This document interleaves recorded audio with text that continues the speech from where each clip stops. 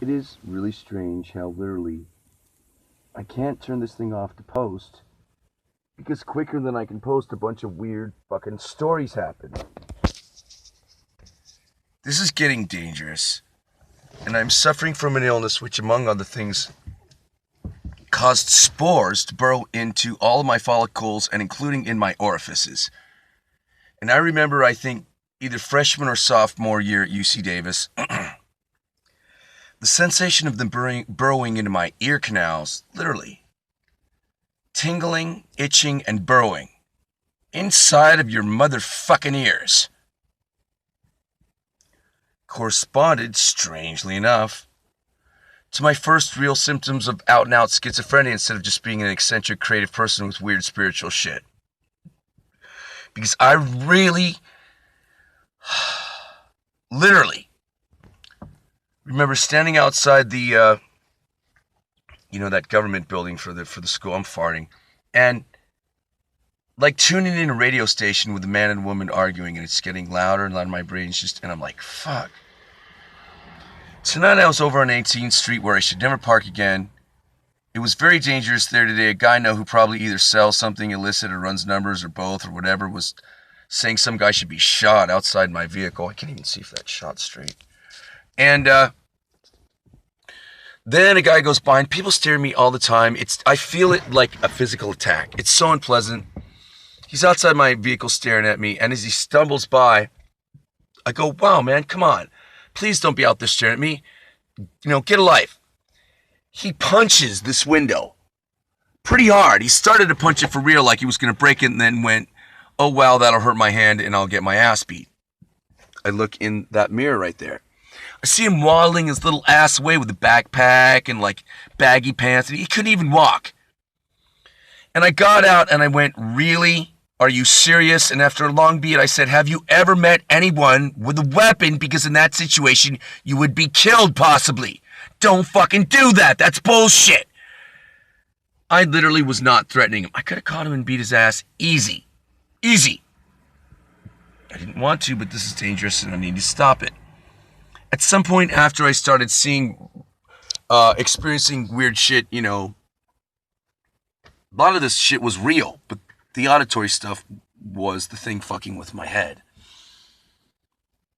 I started seeing my life as what I'll call somewhere between performance art, boy, I'm really upset, and a military mission, right? Like a tactical maneuver from the Lord, and to get through it, and then I was going to travel to different places, and it mostly all was hell. I never could relate to people. I was too sick to deal with life. And in the second half of that story, when I moved over here to post, some guy shows up out there.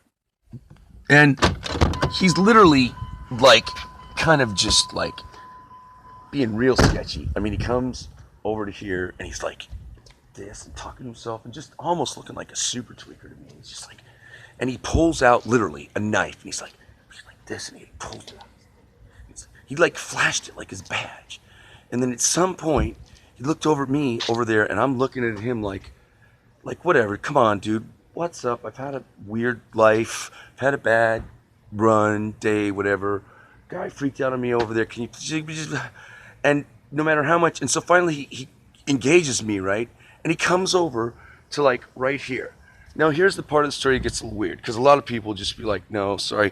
Well, one of the reasons I can't drive away is because I'm tethered here, because I'm using this for an aerial, because I'm that fucked up. So instead, what I do is I sit here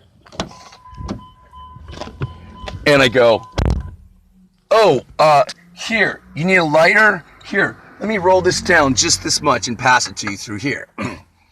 Because I figured, well, the worst I lose is a lighter. I don't lose my life. He starts babbling a bit and then goes back over there and starts talking to himself, and I look at him like, really? At which point he decides I'm going to be cool to this guy, comes back, gives me back the lighter, no disrespect, but can you tell me about the gangs in this area? I don't know anything. Tell him random shit that I don't know, just I've seen this and that, but I don't know much. He then proceeds to tell me that his name is Eddie and he is El Salvadorian Mexican, and he is a member of the most feared gang, according to the United States, in the world next to Al-Qaeda, the M13s. But don't worry, it's cool. And I sat here lounging and had a perfectly nice conversation with the guy because I love to discuss the language with gangsters because they want to know what the fuck. And he goes, you know, let me ask you something. What does misunderestimate mean? Now, just so you know, misunderestimate is a George Bush-ism, and it's, in other words, if you underestimate, you don't misunderestimate. You don't need to add the miss. That was him being a putz. But what I said to him was, I said, well, what do you mean? You know, there was this guy, and he, acting strange. He talks a lot, right?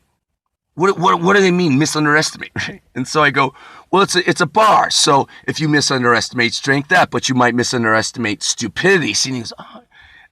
By the end of the conversation, he goes, you know something? It's one of the worst things in the world to misunderestimate someone. And he goes, you don't have to fear us, respect, right? It was a cool conversation. I actually enjoyed talking to the guy.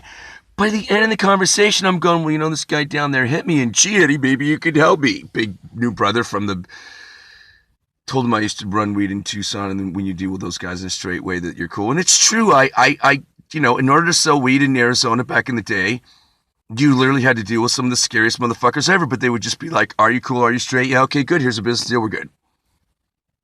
I used to have a line back in the day, and I almost told Eddie, but then I thought the better of it, John, that it seems to me that people are just so fucked up that in a town where you can get shot, unfortunately, they're more polite. It's unfortunate it takes that to make people polite, but yeah. Then I thought, no, John, don't be telling Eddie that. He already showed you his knife badge. That's not cool. And I thought he was very cool, and I thought the conversation was... when he went away, I said, I really enjoyed talking to you. Most people, if I ever say that, I never mean it. Actually meant it. I was like, dude, I really enjoyed talking to you. That was cool. Have a good night. Very cool. Should have been an English teacher, not. Gee, I had something else to say. Hold on.